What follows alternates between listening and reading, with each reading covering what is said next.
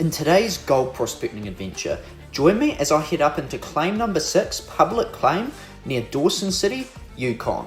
We head up there, see some awesome relics in history, and then get into the creek, get panning to see if there's any good gold to be found here.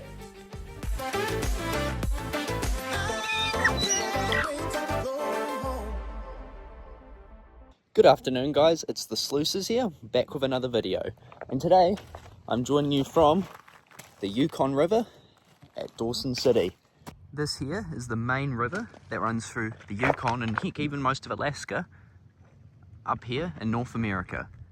Unbelievably big river, and the centre of the goldfields over here. Now the plan for today is just up the river here, there's another infamous river called the Klondike River. Now this was sort of the centre of the gold rush here around Dawson. Up some of these side creeks of the Klondike River, there's creeks like Bear Creek and Bonanza Creek. And there's actually a few public fossicking, they're not public fossicking areas, but they're effectively public claims you can go prospecting on. So I'm going to show you around the town a bit, and then we're going to head up there and see if we can get much gold in the public area, just panning, here in the Yukon. We're over in town now. As you can see, the buildings are straight from the early 1900s. Now this gold rush here was a lot later than our New Zealand gold rushes, actually occurring in 1899 or 1901, I think this city was established. See the big famous landslip up there above the town. But it's a really quirky place. Almost all the buildings are original, and it's awesome here in the summer. Sun doesn't even really set. Bustling hub of activity. Nice warm temperature, shorts and a t-shirt. See the Yukon River just there. But in winter, it freezes. The sun never rises and it gets into negative 20, 30, 40, even 50 degrees Celsius. And it really does become a ghost town. You can imagine how difficult it must have been for the early pioneers to come to this remote part of the world just looking for gold. Goes to show how strong the gold fever was up here. But anyway, we'll get some gear and start heading up to those rivers. So we have a 20-kilometre bike ride ahead of us to get there. So I do have the 6000 with me. However, I don't really want to bring it, just because it's such an expensive piece of kit. I don't think there's going to be much good ground to detect with it anyway. So we're just going to leave this one here nice and hidden. So I'm just going to be bringing this good old steel pan I've been using for the duration of this trip, and my snuffer bottle. I know we're not going to find huge quantities of gold, but I'll be able to show you what sort of gold there is, what you could expect to get, and the site as a whole. We'll see you up there. You'll see here, this is Dredge number 4. This is where one of the places we're going to go today on our way to the gold prospecting site. Just heading up the road to the Fossicking area now. There's a big historic dredge on the way we're going to stop and have a look at. About 15 k's left of biking to go.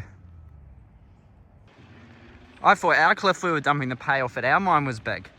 Rock truck just came up there and dumped pay all the way off down here. That is ridiculous. That's a 300 metre mountain he dumped it off.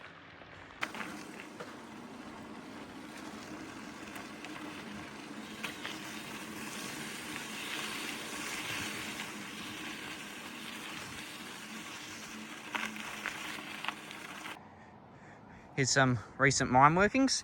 You can see the extraordinary amount of quartz rocks in it. Definitely indicative of a gold bearing area. You see just all the modern, that's that mountain before I showed you with the truck dumping off, way out there. This is all just modern workings, not even stuff from the old timers. It must be loaded with gold still.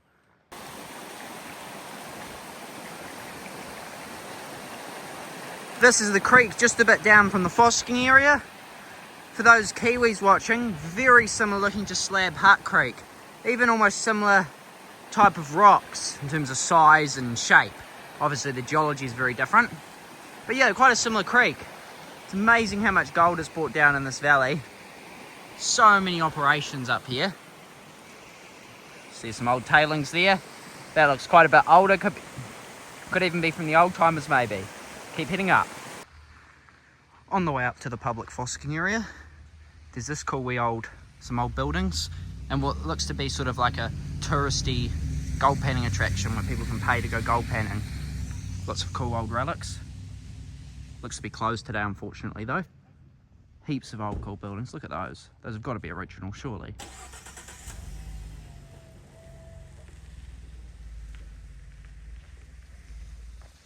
Very cool.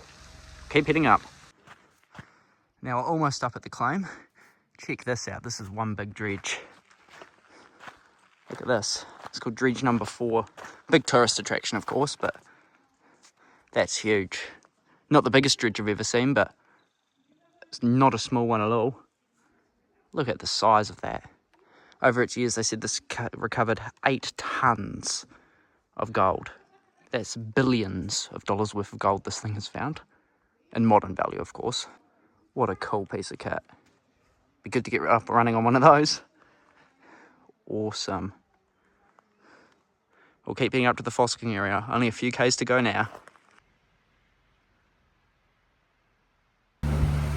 So we're up at the claim here.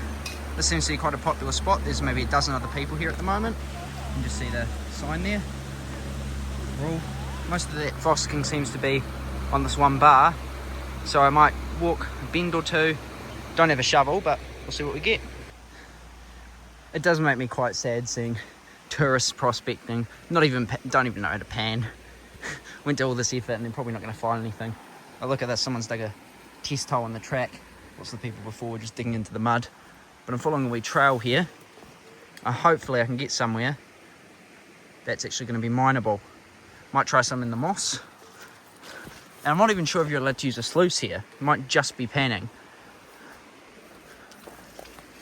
But yeah, it's quite a murky, large creek. Wild raspberries. I've never seen that before. Delicious. I'm going to eat the whole bush. Now, I wouldn't mind getting over trying that far bank. With this small bend here with the moss, we're going to try it here first, see what we can get. First panful just from in there. Mixture of gravel and moss. Let's check for gold. Well, I'm quite surprised by that. This is quite a rich creek then. So we've got a nice chunker there, and a flake there, and a flake there, and a bit of dust around here too. Like, quite a bit of dust. Very hard to see on camera. But that's quite a good bit for the first random test pan. Like, you could actually, if you could sluice here, you get, oh look, there's a bit there too. There's lots of mica there, don't get me wrong, but that's gold, that's gold, that's gold, and that's gold. I am not complaining, or that one there, sorry, not that one. I'm not complaining at all, we'll keep panning. Bugger, so I just noticed in the bush, that was my spotted pan before, but just around the corner is actually the claim boundary, so it does not go for far. You can see that red mark just there. Does not go for far at all. So unfortunately it's a very small area, so we actually weren't meant to be panning down there, but I didn't notice the bush. It's like New Zealand, the boundaries will be clearly marked. It's like a teeny pole hidden in behind the trees. But we've just done this pan in the moss, and nothing in the moss. So the gold is obviously coming from the gravels where we pan it, not the moss isn't catching it, it's been caught in the gravels. But we'll go upstream to where everyone else is going, and we'll see if we can get anything from that bend. I don't want to upset anyone by filming them, but that's how busy the bend is. There's about 8 people all in a line trying to find gold. We're at the next bend up, which doesn't seem to be as hammered. There's just a few holes there. But look at this. If this happened in New Zealand, literally, this happened in New Zealand once, and it got on the news. You know, this is a huge hole people will be digging into. It's obviously okay, so we'll do a test from in there, see what we get. Bugger all nothing up in that overburden, so I don't know why they dug such a big hole. Maybe they were just getting little specks. The fella up here had the right story. This looks like by far the best spot on this bend I can see. So I'll try up in this. Now that pan's full. Now this is a nice mixture of gravel, so it's a more likely spot. Best thing about a steel pan is you can actually scrape it off. So we got a colour in this one. You can see right there in the centre. I'll try to zoom in. But nothing exciting. Nothing exciting at all. Just there. So we may do one more pan from there, then keep looking. Now that big bit of mica there in the middle would fool a new prospect. It looks just like gold to an amateur, even a golden shine. But you can see, once again, same spot. Nothing exciting, nothing I'd sluice, but you'll see just there. Just got mixed in with the gravel, but another wee chunky flake of gold. But we'll keep looking for other spots because this bend obviously isn't hitting very hard. I thought we'd try under this bank just because there's quite a bit of erosion out of this bank. A nice line of gravels here. Did a pan? Nothing. So most of the gold probably isn't, at least coming out of this section of the bank. It's probably, yeah, quite alluvial, quite recent wash. Although we can't know that for sure. Really can't, like someone's been working under there. Keep looking. I've walked upstream a bit. Now that looks like quite a good bend there. If anyone comes here in waders, I'm not really in the best shoes, and wants to get over to that bend, I'd say that's possibly your best bet. Looks like there could be a bit of a pay streak through there. There could be a bend up there. We'll go have a look. I didn't notice this on the way up again because it wasn't clear and obvious. I just saw these poles here, but I've come back. I luckily didn't do a claim up there, pan up there. Oh look, it's another claim. So the length of the Fossicking area is here to where that red car is, and about that far again. That's a joke. That's not even as big as Gabriel's Gully. Yeah, look, it is marked there actually. But coming up through here, it's walking up through there. It's like, oh, there's 3 poles there filling in that hole. I was like, I hope that's not the boundary because it's not obvious. You know. And then I kept going up looking, couldn't find anywhere to pan. But no, scrap that bend, guys, because it's another claim. So I've done about 3 pans from the main bend, and I've got 1 nano dot, so it's obviously all been panned over plenty of times. Yeah, the best pan so far has been downstream, actually, out of the claim, so fortunately not super rich, but we'll keep trying until we hopefully get something that's pannable. So first decent piece of any size out of the main bend here is that wee chunky there. Wouldn't even call it a flake, but it does have some shape to it. That's just from around that rock there. Nice mixture, soft gravelly stuff, but difficult to get to without a shovel. So we'll pop a few more from there, see if we can get a couple more flakes like that. Second pan from in that spot, a few bits of micro there, but not a particularly rich pan once again. Nothing like that first piece there. Not even worth snuffing up that one, but that's okay. Next pan, there's some nice hematites in there, a few nice dark garnets, but once again, just 1 or 2 little bits of micro, absolutely nothing to get excited from. But there's some cool looking gravel, I'll give it that. And another thing is the gold is noticeably lighter than back in New Zealand. Could be to do with the fact it's lower purity in general, but it's just, it moves around in the pan quite a bit more. Maybe it's just this particular area, it's quite reefy, chunky gold, that could be to do with it, but it's really interesting looking at how it behaves comparatively. Back at the mine I'm working in at the moment, it's quite similar to the gold there. Makes sense because they're from the same area, but good stuff. Now to finish this off, I've done about 10 more pans. Sometimes you get a speck, sometimes you get a flake, but most pans I wouldn't even bother sucking up. But this seems to be the most popular spot amongst prospectors. There's another hole just up there, a bunch of fellas are digging it out of the creek like this. So, maybe there's something to it. Maybe you're allowed to go out of the creek here. Nice pay layer possibly down there, so we'll do a pan of this and see if that's where the riches are. Interesting bit of gold here we've got. Not a big piece, but it's a lot, very iron stained. You see right there? Quite a brown colour, which once again, whether that's less gold content or just the fact it's been sitting in the conglomerate, I wouldn't know. Right out of this stuff here, so could be. This is where my best pans on this main bend have been so far, so keep going. Now we've got another 2 specks, nanos in that one, but nothing exciting. Just see up there, it seems to be about 1 and 2, 1 and 3 pans. You get a couple specks, if you're lucky a flake on this main couple bars. Nothing exciting. If you set up a sluice, you get 0.2 for a day, you know what I mean? And went hard out too. And I don't even think you can sluice here, so bugger. So I met this awesome fella, he's just down there prospecting, his name's Dan, and he told me up in this is where some of the best gold is here. So he's letting me borrow a shovel for a pan, which is nice, not having to use my hands, and we'll see if we can get a couple colours. Yeah, so my mate over there definitely put me onto the right spot. I would have never thought to try up here. Check that out. That's probably the best, second best pan I've got.